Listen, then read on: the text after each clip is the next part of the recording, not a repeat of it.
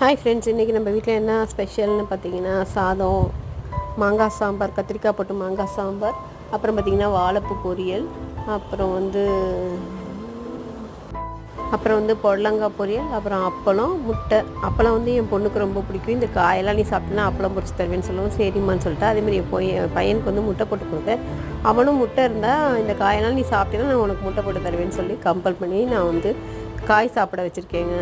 வேறு என்ன பண்ண முடியும்? ஸ்கூலுக்கு போகிறப்ப கம்பல்சரி அவங்கள கண்டிப்பாக சாப்பிட வைக்க முடியாது. ஸ்கூலுக்கு போய்ட்டு திருப்பி டிஃபன் பாக்ஸில் அப்படியே கொண்டு வந்துடுவாங்க. இந்த லீவ் டைமில் தான் நம்ம யூஸ் பண்ணி அவங்க எப்படியாச்சும் காய் சாப்பிட வச்சிடணும் அப்படின்னு சொல்லிட்டு, நீங்கள் சாதம் கம்மியாக சாப்பிட்டா கூட போதும், மேக்ஸிமம் காய் சாப்பிடுங்கன்னு சொல்லி வாழைப்பூ பொரியலும் புடலங்காய் பொரியலும் கம்பல்சரி நீங்கள் சாப்பிட்டே ஆகணும்னு சொல்லி நான் கட்டாயப்படுத்தி அவங்க சாப்பிட வச்சேங்க.